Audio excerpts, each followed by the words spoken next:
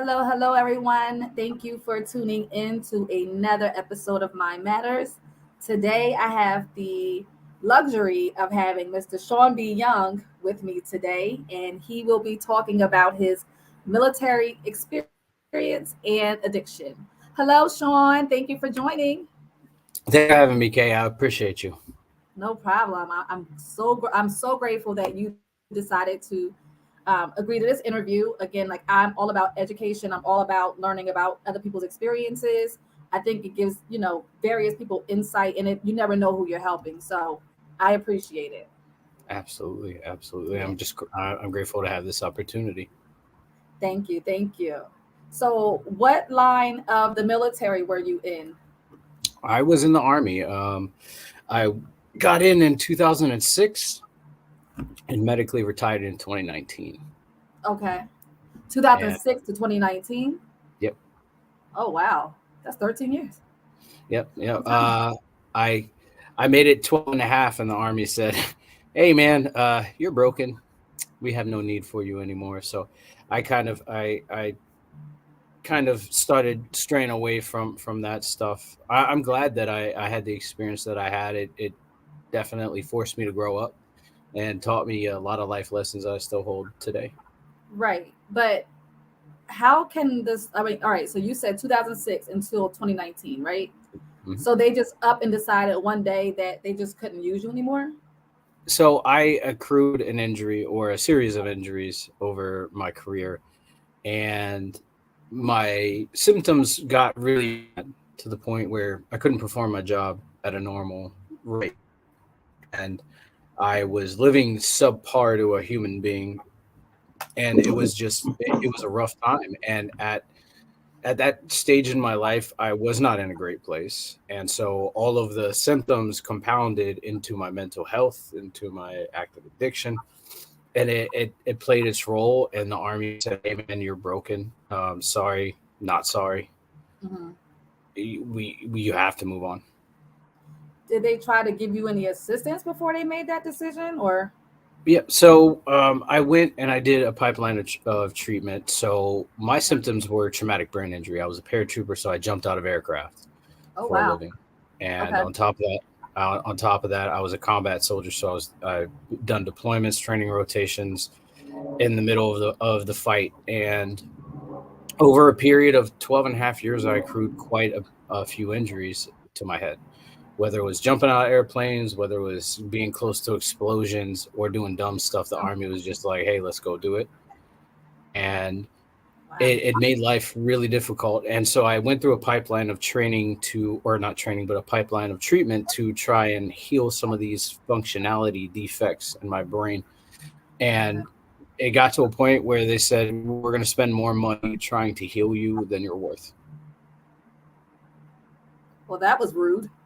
I mean, but I mean, it's the nature of the beast, and as terrible as that sounds, it's reality. The military. If you haven't been exposed to it, the military kind of has to move on, and they have to replace you, and that's the terrible thing, because at the end of the day, you are just a number. You're not anybody special. You're just a number, unless you are a face, right? So if you got a Medal of Honor or you are a Joint Chiefs of Staff, nobody really cares about you. And so you become this number and you fill a position. And when your time is up at a location and you go to move to a different location, they fill your spot.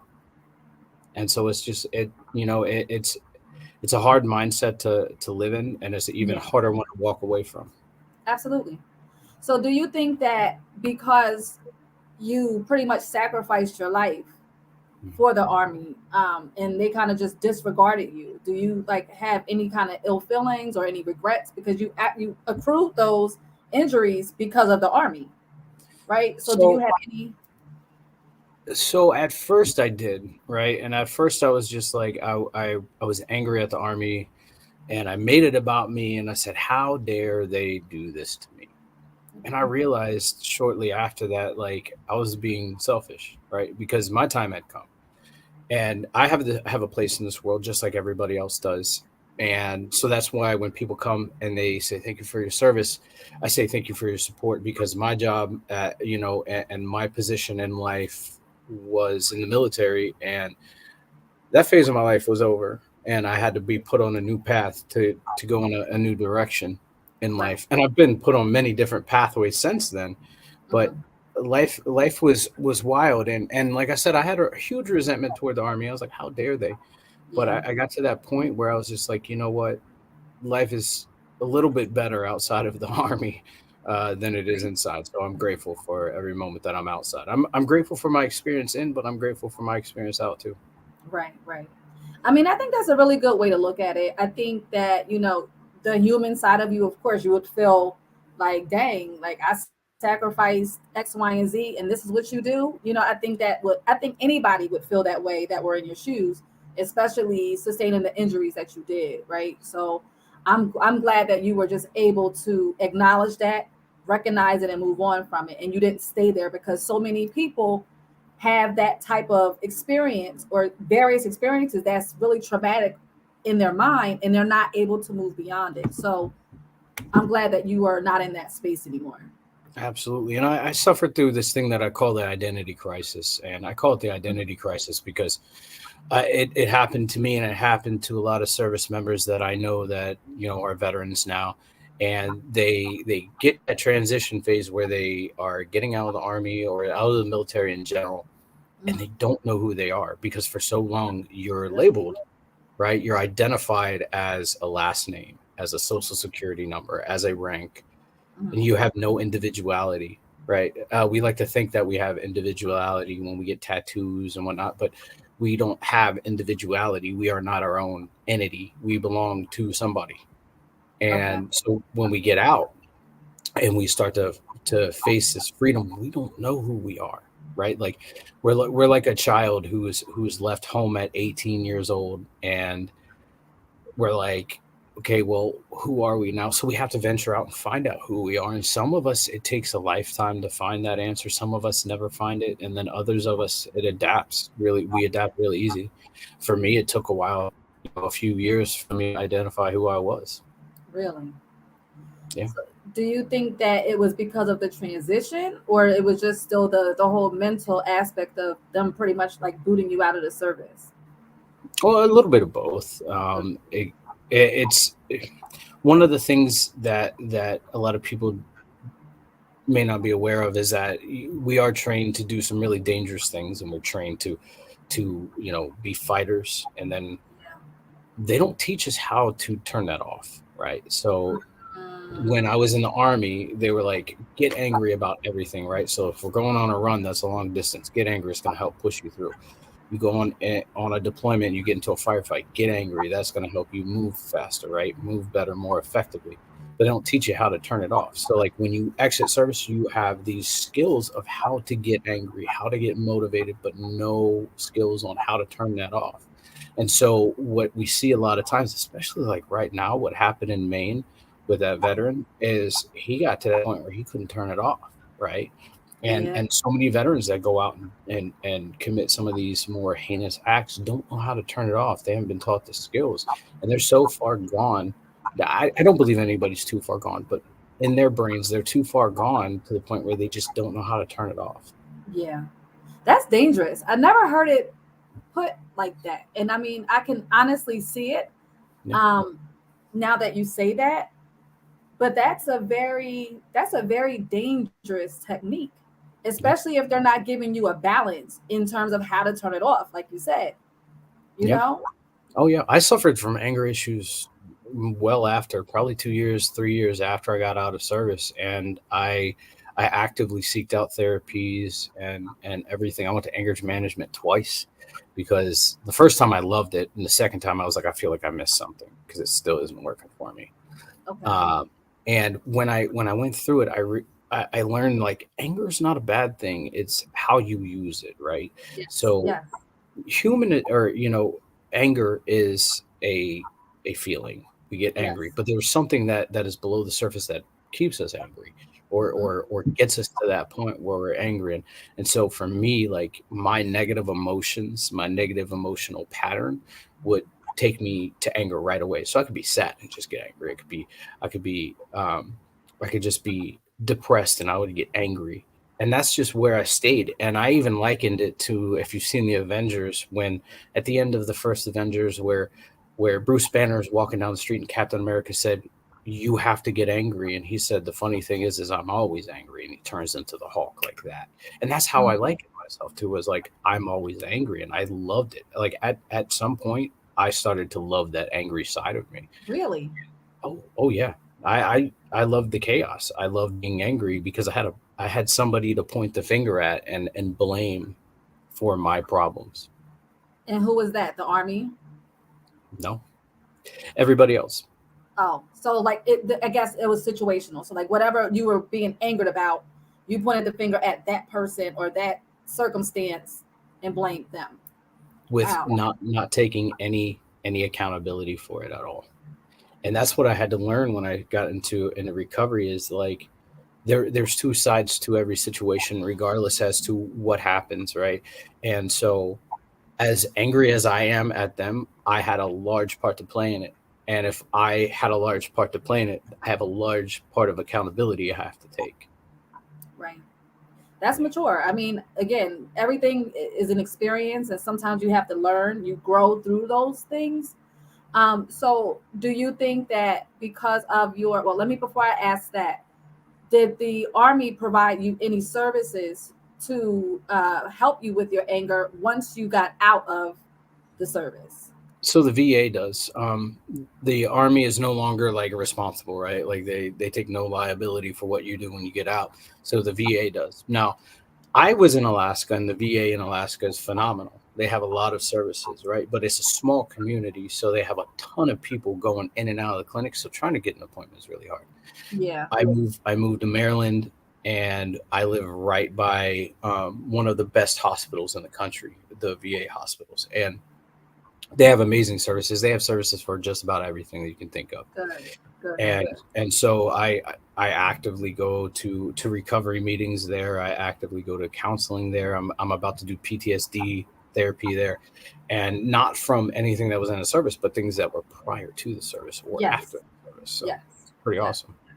That is amazing, and I'm glad to hear that because I'm in New Jersey, and I know a few guys who were in the service, and I'm not currently, and when the situations was going awry for them, this was a few years ago, so maybe things have changed with the new awareness in terms of mental health.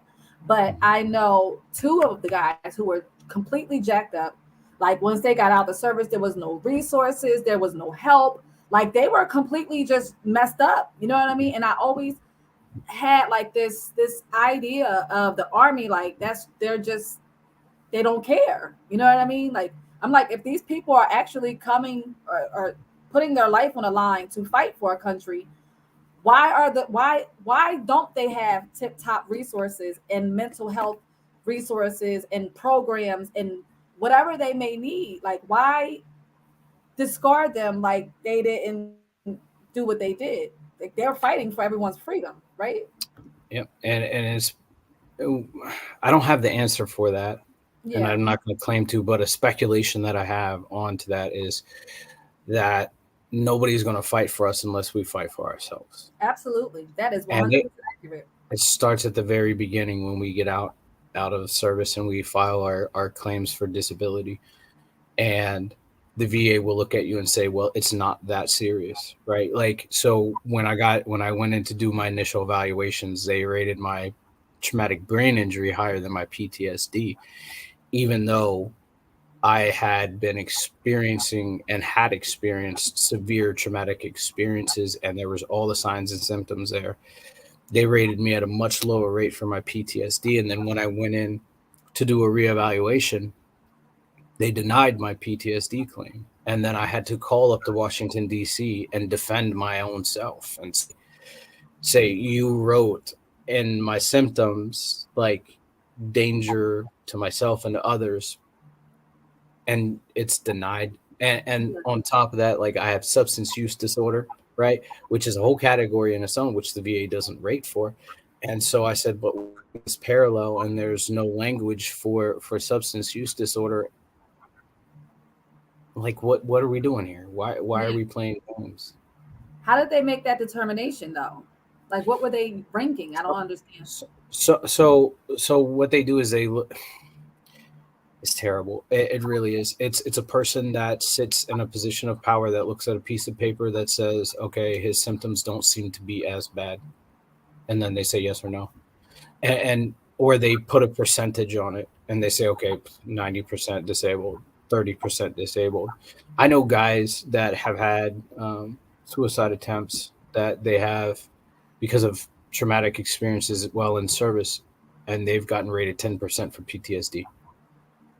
And no matter how hard they fight to get that percentage raised, the VA is just like, no, no. That's so good. And massive, it's a massive disservice to them, and it shows how much people really don't care.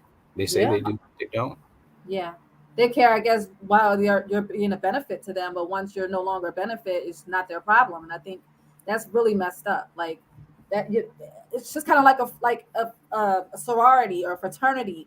Like you're always supposed to have your back, or you're the alumni. You know what I mean? Like you don't, just because you move on, you graduate college, doesn't make you no longer an alumni. You know what I mean? So it's the same for the service, but times 10. It's like maximized because you guys are actually putting your lives on the line for a country that does not love you. You're not wrong. And so going into that, I recently got on TikTok and I shared a little something, and things that irks me and like gets under my skin is when I see people say we support the troops, we support our veterans, but you have a veteran that applies for a position, an open position at a job, Mhm. and he gets denied. Right? He has all the skills, all the qualifications, but he gets denied. Right? And most jobs have a veteran preference too. Yes, I was And going to say that. employers see it and they're like, nope, boom. So if you're not, if you're, how are you supporting the troops? Right? We have this huge lack of this huge lack of resources and a huge lack of purpose once we get out of service, and a lot of people connect their purpose with their place of employment, right? So if somebody's a beautician, they put a lot of their purpose and how they feel about themselves in the work that they do, Yeah. right? So when we get out of work, when we get out of service and we walk out of those off that base and we go home, we apply for these jobs and we're shot down, we have this massive lack of purpose, and then that starts leading into deeper issues. And so when I see somebody say I support the troops and then they turn around and they don't hire a vet, like I understand, like if you meet none of the qualifications, but if you meet some of them and you're not giving that person a chance, like what are you really doing for that vet? Yeah. Yeah. I mean, I think people it's just something to say. People want to sound like they're being supportive, Yeah. but support is in action, not necessarily in the verbiage, right? So Yep. I will say, like my job, I work for NJDOT, and veterans preference is definitely something that they do not take lightly. Like they wouldn't just discount. Like a guy actually, a retired military. I don't remember what branch he was in, but we had a vacancy, and he actually just got in it because, and we was holding interviews and everything, but because he came up on the list, he got veterans preference. So Nice. I think that it really depends on the state agency, or not even the state agency, but the agency, the employer, or whomever. I think it really depends on them and what their values are, right? Absolutely. Absolutely. I mean, when I got out of service, I applied, and I'm not even playing with you, 200 different jobs. I got one call back. I did one Not interview. one. One. I got one. Oh my And God. I ended up getting the job at that location, but it wasn't because of my qualifications or my people skills. It was because I made them laugh. And I found that out after I got hired, right? I got hired and I was there for a few months, and the manager of that department was like, "You know why I hired you?" And I said, "No, why?" And she said, "Because you made me laugh." And I was like, "Well, that's cool, no, but I'm a joke." Right. Like, what does that That's do to your funny. self-esteem? Like, It kicked me. It kicked me hard. hmm I can It kicked me imagine. hard. Yeah, because I went from a job where I was running all the time, literally just doing something all the time, either deployment, training, or training other people as a Yeah. leader, or going to schools and taking care of my family to a job that thinks I'm a joke. Yeah, that got to be hard. She could have kept that to herself. That wasn't a need to know. Well, You know it what I mean? happens. Yeah, it It happens. does. It does. It does. But that was just wrong on so many levels. Now, do you ever regret going into the army?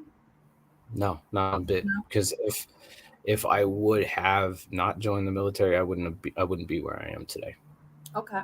So you at feel all. like everything you've endured was worth it. Yeah, everything that I've been through in my life, whether it's in the military prior to or after, I wouldn't change a single thing because I wouldn't be where I'm at all. I wouldn't have learned the lessons that I learned. I wouldn't have met the people that I met, good and bad. So Mhm. I don't regret anything. That's a good thing. That's a very good way. You're very strong minded. I'll say that, because some people have a victim mentality.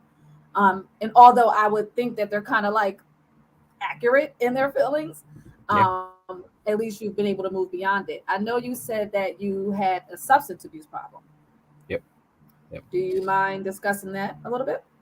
Absolutely. So first, if a lot of people don't know about substance use, and there's a lot of debate for people who don't understand substance use disorders to people who do. There's a thing that's called a hereditary disposition. So if you have a family member that is an addict or an alcoholic, you are more susceptible as the descendant to acquire that gene in your body. Now, if you got two, then you're double screwed. Right. And I had two. I had my mom and my dad. My mom and my dad, and my dad loved to drink, and my mom loved to do harder substances. My dad ended up moving to that too, and so I didn't. I made a promise to myself because I seen what the substances did to my dad, and my mom wasn't around because of the substances, and I said I'm never going to drink, smoke, or do drugs in my life. I joined the army in the first weekend of freedom. I broke two of those promises, and I This is broke when you two of got those. discharged from the service. No, that was before. That's when I first got in the army.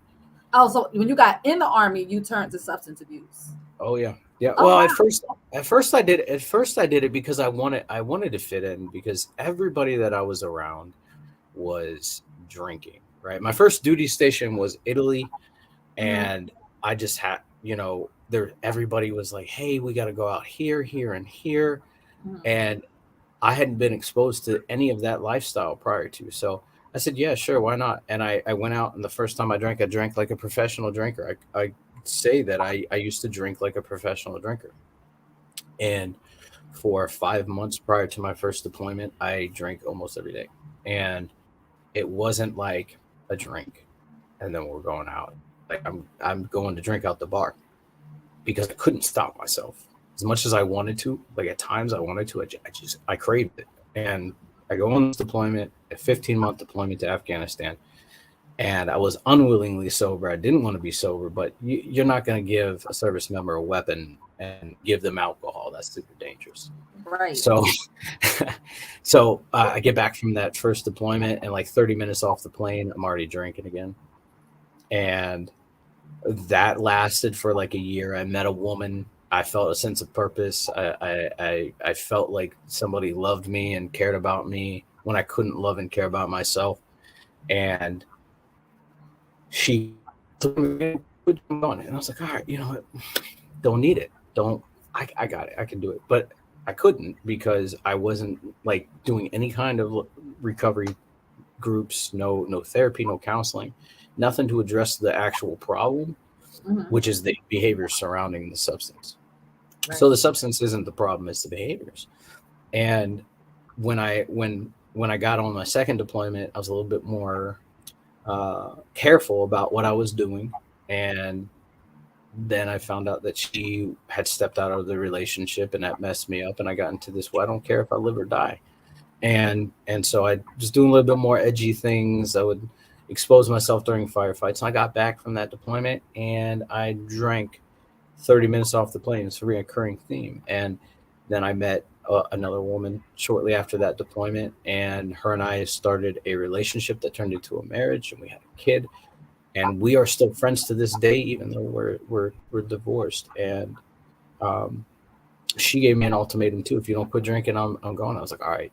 But there was a bunch of times in that relationship where I relapsed because the behavior surrounding the substance were terrible, right? Right. And something bad would happen. I would turn to the bottle because I didn't know anything better. I didn't know any coping skills. Well, that is a coping skill, but it's a terrible coping skill. Right. Right. Right. Yeah, yeah. And so many relapses in that relationship. And that relationship ended.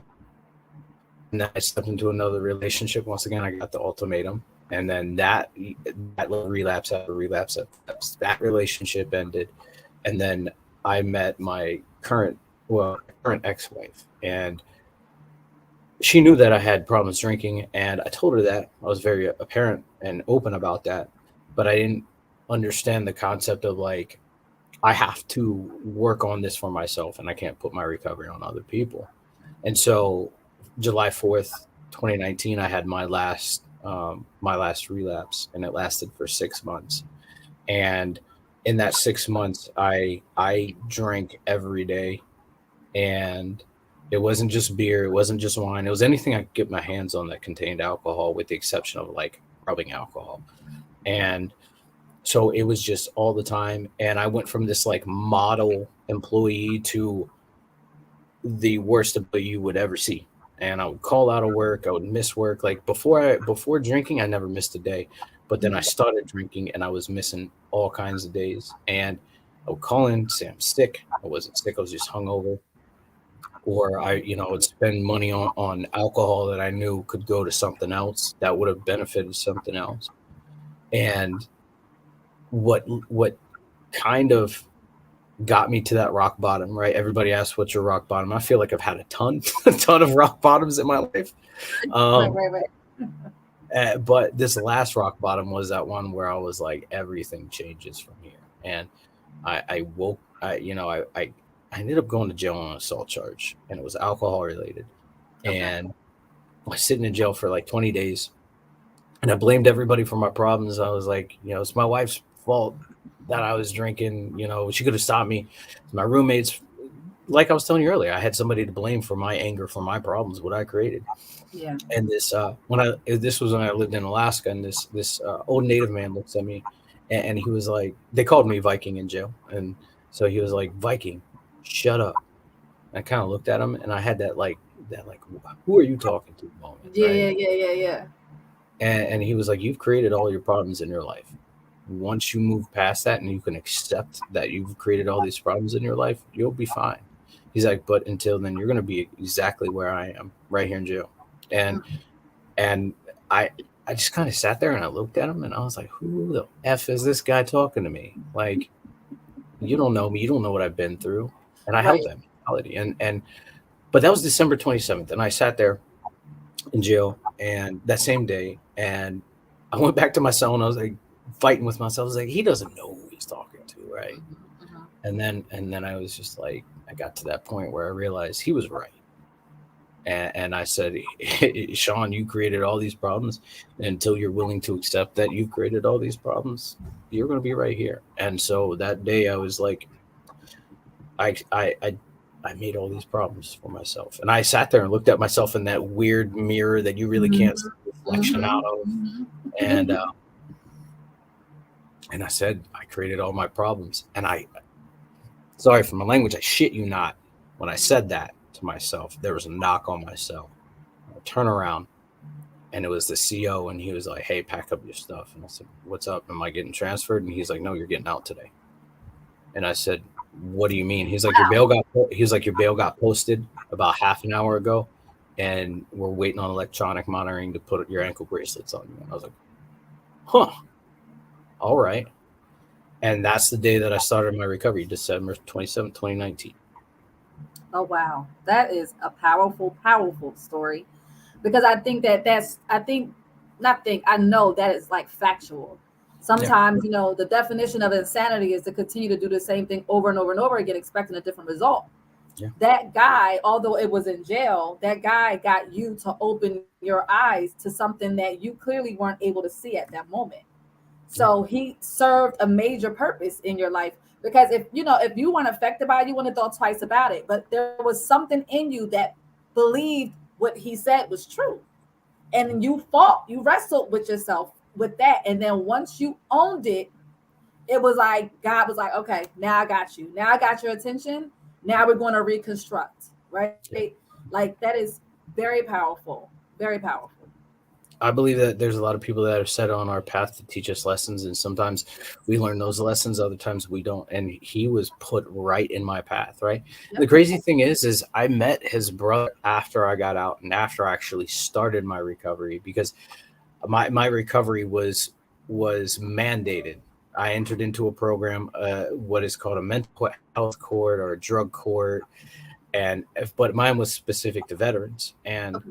I met his brother, and he was in a VA domiciliary, so a homeless shelter, and they had AA meetings there, and he would come to the AA meetings. And so he came to one of them, and I got to talk, and I shared that story, the same exact one that I just shared with you. And he's like, "That's my brother." I said, "Wait, what?" And he gave me his name.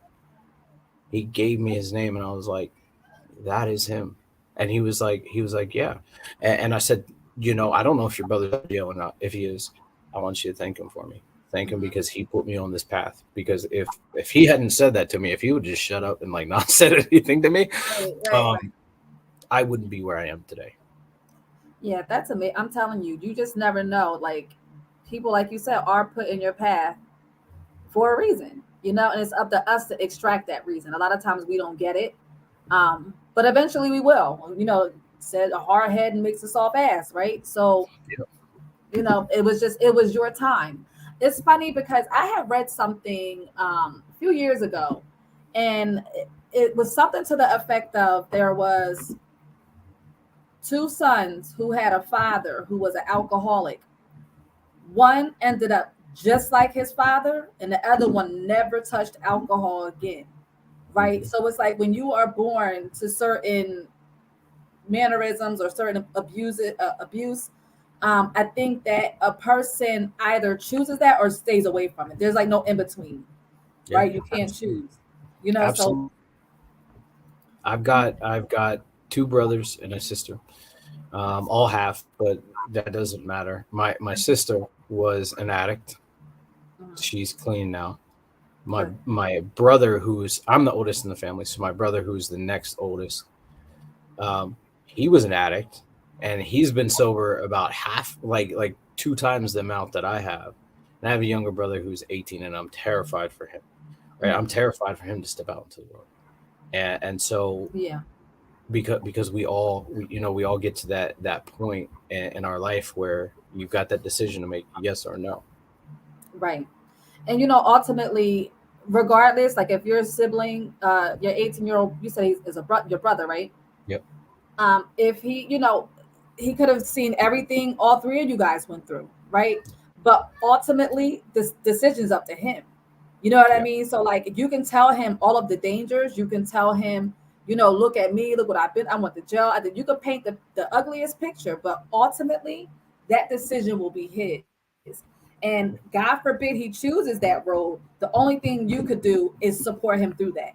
Because the more you tell somebody not to do something, makes them want to do it even more. Right? Yeah, you're absolutely right.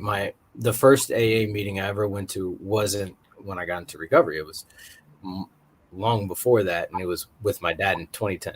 And my dad was sober, and he was sober for 7 years and then relapsed. But in that time, he said, "Hey, let's go to a meeting." And I was like, "All right, well, whatever. And we get to that meeting, and it just if you've never been to an AA meeting, it's a speaker meeting where somebody gets up on the podium and they share their life story or share their recovery story. And so they said, "Yeah, today's going to be a speaker meeting." And you know who the speaker was? It's my dad. It was your dad? It was my dad. And I hated him. And I've told him this, and I said I hated him because he glorified himself in front of people, but I knew the real him. But the reality is I didn't know the real him because I was in active addiction. And when he was in active addiction before then, I didn't know the real dad because I was a teenager. Yeah. So do you think that when he got to speak that he was being untruthful, or no, he was speaking his truth, and that's truth. Yeah, and there's his truth, there's another truth, and there's the actual truth somewhere in the middle. And so he was speaking his truth, and at the end of the day, I can't fault him for it. Yeah, well, that's the hard thing with parents. Like, parenting doesn't come with a handbook. And I mean, you said you're a parent yourself, right? Sometimes we make poor choices as parents, but we grow through that, right? Yeah. And I think the key to being a parent is acknowledging when your kid tells you something that they were affected by, even if you can't see it at the moment. I think being transparent is the key, instead of just, oh, I didn't do that, I didn't do, because like that aids in your healing, because now you feel like, okay, I told my mom or my dad how I felt about this. They acknowledged it, they apologized for it, so now I can move beyond it. I can forgive not only them, but I can now forgive myself too. Yeah. So forgiveness and conversation is powerful, and it really aids in your healing. Yeah. You And know. that's something that I had to face with my dad not too long ago, actually. My mom, I spoke about my mom. I talk more about my dad, but Mhm. my mom left when I was 11, and she entered my life when I was 21, Okay. and re-entered my life when I was 21. And so there was this big gap of time where I didn't know anything that was going on in her life, but I knew what had happened prior to, or at least Mhm. what I seen. And so I went to my parents. They're not together, and I said, Dad, I want you to tell me your side of things, and Mom, I want you to tell me your side of things. What happened? Mhm. Right? I didn't get the opportunity when I was a kid to say, tell me why you got divorced, or tell me why you guys aren't together anymore. So I did that when I was like 28, 29. Okay. And I got to this point where I said that, and I asked him that, and my dad owned up to everything that he did, all the abuse, everything. And my mom blamed my dad for everything. And I said, that's all I really need to know. I don't have to know anything else, because dad's over here and he's being honest, and he's taking accountability and responsibility for everything he did. And my Yeah. mom is over here shifting blame. And so, yeah, that really strained my relationship with my mom. Do you guys have a relationship now? Nope. Not really. Nope. So because of the service, right? And Hmm. then your environment, because our environment creates who we are. Absolutely. So, people don't realize that. So the environment we grow up in pretty much shapes our path, Yeah. right? Absolutely. So do you think that because you didn't have, and parents are vital. I don't care if it's a mom or a dad. They both offer the child something that they need in life.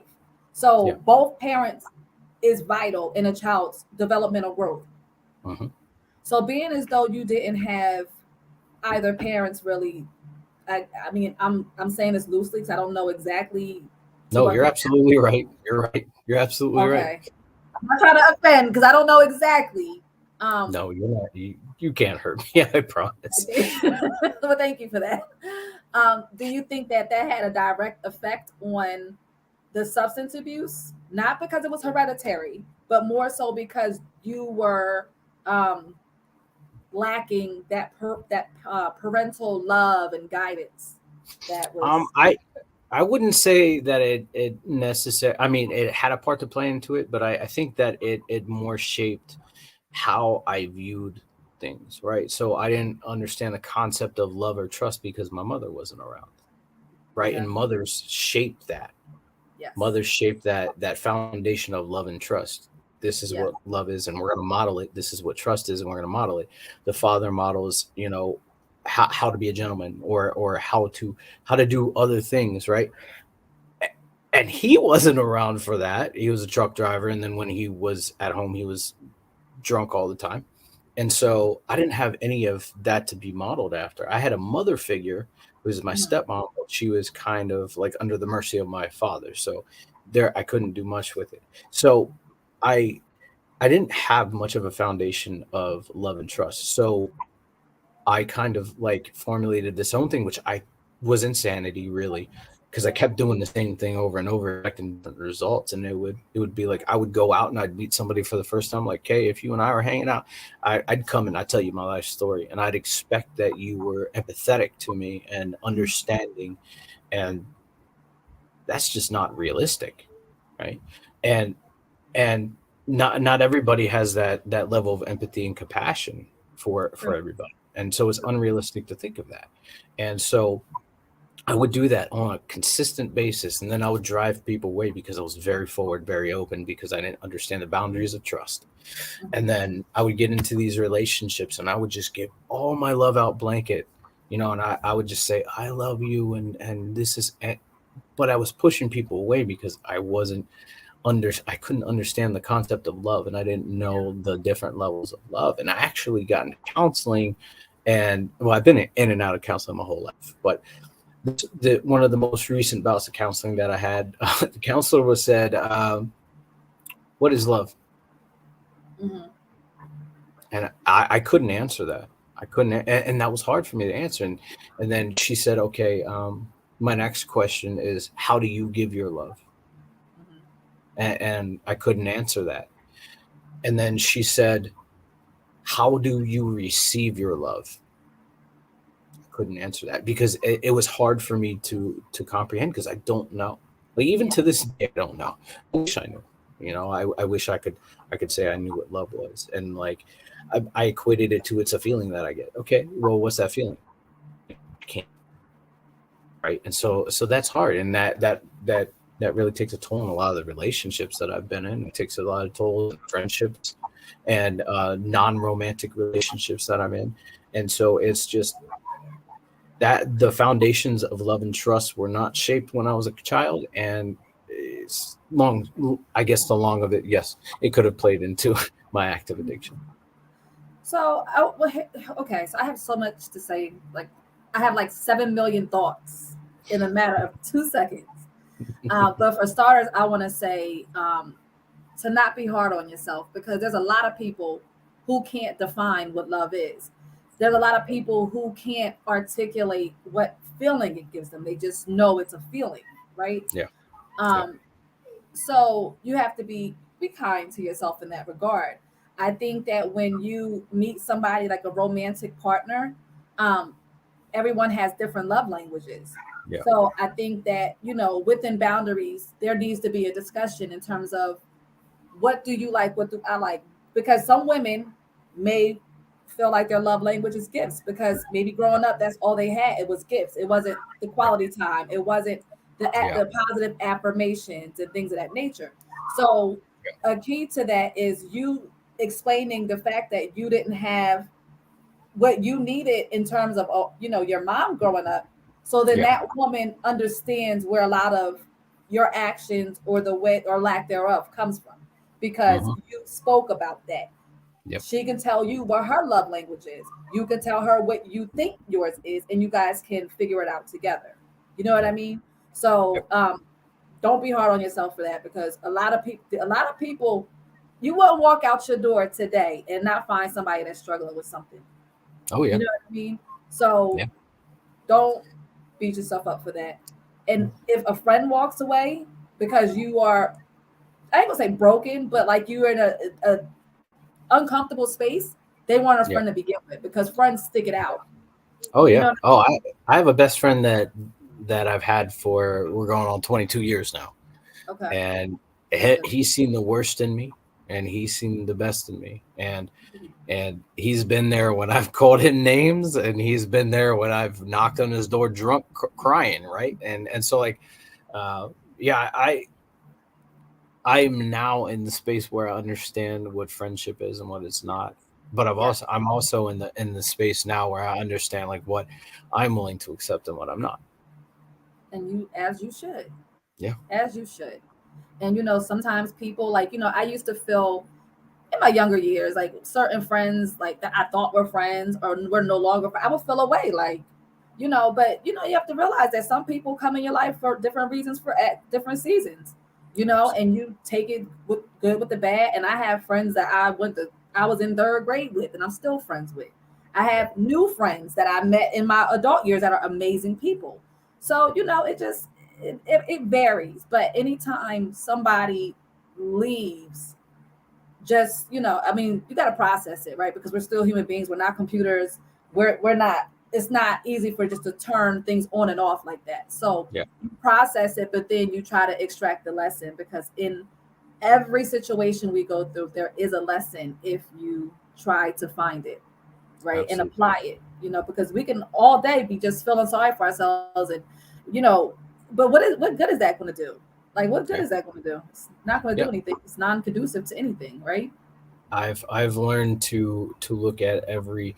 So someone came to me and said, you must have gotten out of a bad relationship, and I said, oh, with my last marriage, and he was like, yeah, and I said, no, because a bad marriage would equate that I didn't learn anything, and oh, I learned a lot, right? And Right. and not just about myself, but about human beings in general, and so I don't look at a relationship as a bad relationship because I learned something from it. If I'm not learning something from it, yeah, it's a terrible relationship. Or I was the terrible one in the relationship. I mean, listen, it's a part of growing, right? We listen. None of us are perfect, but the key is you have to learn lessons and take accountability. You know that for some things it was you, Yeah. Yeah. and some things it was the other person, but it takes two. You know what I mean? So Yeah. you're right where you need to be and where you're supposed to be, and I commend you for that, because Thank you. there's so many people who aren't able to kick addiction. That's a very, very difficult thing to do. Yeah. I'm going to tell you a quick story, just because, I've never had a substance abuse addiction, but in 2014, I had a blood clot lodged in my left lungs, pulmonary embolism. And I was hospitalized for months. They immediately admitted me, and I was in there for a little over a month, right? So they had to start giving me Coumadin, and they had to do everything through IV to get it, like, pumping through my blood or what have you. And it was also painful. So they were trying to give me morphine, and I hate morphine. Morphine is too strong. It makes me regurgitate. It was a Yeah. mess. So I was telling them I don't like that, and I don't like Percocet. So they gave me something called it was right here on my head. It was it began with a D. It began with a D. Dilaudid. That's the name. That's the Okay. name. They Hmm. gave me Dilaudid, and they gave it to me through the IV. The very first time it felt like morphine. I hated it, right? Yeah. Second time, gave it to me, hated it. I would just put the covers over my head and just lay there and go to sleep, because it put me to sleep too, but I hated the feeling. But over time, I started liking it, right? Yeah. And I started hitting that button every 4 hours. I wasn't in pain no more. I wanted the feeling. Yeah. Fast forward, I get discharged. You know how we're gonna send you home with Motrin. I'm like, Motrin? That ain't gonna do nothing for me. Like, what? I'm Motrin. I don't want no Motrin. So I Right. went back and forth with them for a while, the doctors, and they ended up giving me Dilaudid in a pill form, which of course is not going to be as potent, because it's not going straight into my veins, right? Yeah. Yeah. So I get home and I started to abuse them a little bit. Like, I'm popping them because I like the feeling. Yeah. And when my refill was when I needed a refill, I called and they wouldn't refill it, right? Hmm. Man, when I tell you I went off, I'm like, what? Don't treat me like I don't have insurance. And I'm telling you, I went berserk. I was so mad. Like, how do you just cut me off like that? You know? But There's. okay, I'm Go ahead. sorry. No, go ahead. But retrospectively, I'm grateful, because who's to say that I wouldn't have turned into someone who was abusing pills? You know Yeah. what I'm saying? So I had my quick little spill with it, and God allowed me to see what that felt like, and He also allowed me to see the road I was going down. So I would never, like, I don't pop pills, I don't do drugs. I mean, the most I would do is smoke a little bit of weed. I drink Yeah. sociably, but just to see that, how your body tells you, and it makes you think that you need this. Like, then you start, going through your withdrawals and spazzing out, and I'm grateful. Addiction is a very serious thing. It's Yeah. hard. A lot of people don't realize that there's a huge majority of Americans that are are dependent on meth or Yeah. heroin. That addiction started in a hospital. Mm-hmm. Mm-hmm. That it was not their choice, right? Mm-hmm. It was the painkillers or the muscle relaxers that started it, and they became chemically dependent on that substance. And then when they couldn't get it, they turned to something that was a little bit Yep. more stronger, and then that Yep. little bit more stronger got a lot stronger. Yep. And Yes. I can't tell you how many times I've heard that story. It's so And true. Yeah, it's really true. It's so true. I watched something on Netflix called Opioid, Yep. and it was so good. Did you see that? Hmm. Like, just, and people, that's why people have to be careful judging people. Like, you see somebody on the corner and they're like strung out. It's not up for us to judge because we don't know what happened in their life. And Yeah. sometimes it's not always like this traumatic upbringing. Sometimes it was as simple as a car accident. They got in a car accident, a really bad one. They got on Hmm. medication. They was, at some point, Percocet was the thing. They were just, it flooded the streets, and people, the hospitals, the doctors was prescribing that, and people became addicted because your body becomes dependent on it. Yep. So, and if once the doctors say no, their body needs it, so then they go to the next, which is heroin. Yep. Now you Yep. have a heroin addict. So, people you just never know what people go through. For me, I mean, again, that's not my reality, but I do like to be well rounded so I can understand and see things from other people's perspectives, because so often when certain situations is not our reality, we don't think twice about it. Yep. Right. So in this advocacy, I need to be able to talk to people from all walks of life, because nobody's story is the same, but we all have a story, right? Absolutely. That, and I've learned a lot of empathy and compassion for people. I used to be that person when I was in the army that would, go downtown to any location. You see a homeless person that was strung out, and I'd be like, crackhead, method, and like really derogatory things. And then I was like, Well, it's never gonna happen to me. And I ended up in jail, and I was like, well, shit, like it did happen to me, right? Like it really did happen to me, and so I learned a lot of empathy and compassion for people. yeah, And in that I learned that, like you said, we have similar stories, but they're not the same, right?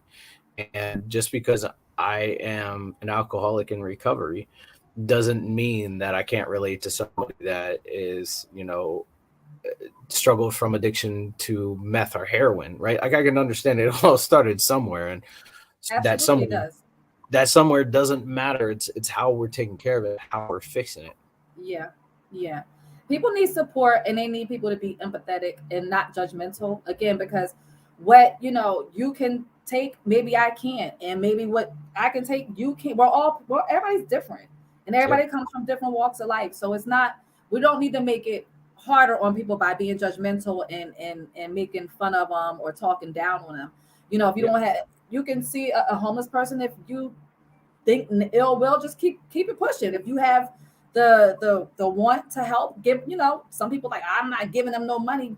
At the end of the day, for me, I personally don't care, because once I give you the money, what you do with it is on you. If you're telling me you're hungry and you don't buy food with it, I'm not going to be sitting around watching what you're doing. People are like, I'm not, are they going to get high with my money? And it's like, if you have the heart to give to somebody, because sometimes they may really be hungry, Yeah. but I think as long as, I just like to keep the humanity in people, keep people's what's the word I'm looking for? Just thinking that there, or knowing that there are good people out here who really want to see you do well and don't wish you harm. You know what I mean? And just not be judgmental, because I don't know what their story was, and I don't know how I would have handled something that they went through. Yeah. And to add to that, I think for me, especially in my situation, I have a lot of people in my life that drink, right? So I have to also understand that I can't make people uncomfortable, right? Like people shouldn't tiptoe around me because they want to enjoy a drink, right? My significant other now, she drinks. Mhm. Doesn't bother me. I don't care. I don't want her to tiptoe around me because alcohol is my problem. Now I'm comfortable being around it because I've got the tools and the skills that I've acquired over my sobriety, my recovery, that I don't need to drink. I don't have to look at a drink and be, I want it. I don't crave anything anymore. That's It's that awesome. it's not like that for everybody. But I think that we have to get to that point where we stop demonizing the substance and start demonizing the behavior, right? Because Yeah. the substance didn't pour itself into our mouth. It didn't light it up in a pipe, right? Like Right. we Right. did that to ourselves. Right. We created our own problem. So we have to stop demonizing, the substance and start demonizing the behaviors around it. Yeah. And, like right now, she's downstairs. She's enjoying some wine. I'm up here. I'm fine. It doesn't bother me at all. Right. That's And like you like to do what you do, and that's fine. I don't have to impede on that. And and yeah. and I would hope that society, we can move to a point where we don't have to demonize it. Which is why we do these podcasts, right? To start Yep. educating each other, start supporting one another, and just letting everybody know we all are human. Yep. We all make human error, but Yep. there is recovery, there is redemption, there is accountability, there is love, there's peace, there's transparency. There's a whole bunch of stuff at the end of that road. But I thank you so much for coming on. Your story was very encouraging and empowering. Do you have anything that you would like to say before we go? Yeah, so I mean, if you're gonna do something, do it for yourself. Don't do it for somebody else. I did that a lot and I failed, right? Do it for yourself, because at the end of the Yeah. day, it's gonna be more rewarding. Because if that person does leave, you got nobody to be sober for. You have nobody to do what you're gonna do for yourself. So do it for yourself. Make sure that you choose you, choose other people. And recovery is kind of selfish. You got to do it for yourself, and you have to be selfish Yeah. in that. So do it for yourself, and it doesn't just go for recovery. That goes in life in general. Do what you Yes. love, because at the end of the day, if you love what you do, you never work a day in your life. Absolutely. I 100% agree. And, no one's going to love you and be there for you like you. So count on yourself, bet on yourself every single time, and just, love yourself and just be honest. So I 100% again thank you for sharing your story. I thank you for coming on. You never know who's going to see this pod and really what's the word I'm looking for? Relate. Something Yeah, so minute. yeah, You never know who's going to be able to relate to you, who's going to use your story of courage and just use it to help them or someone that they know. So I thank you so very much, Sean. You are amazing, and I hope that I give you well wishes with moving forward. I hope and pray that you stay in sobriety, and if you ever need to talk, you got a friend of me now, so we're good. I won't run away from you, okay, Sean? well, thank you. I appreciate you, Kay. You're awesome. No You're problem. amazing. Thank you. All right, guys, we will see you next time, and I thank you all for watching. Bye. Bye.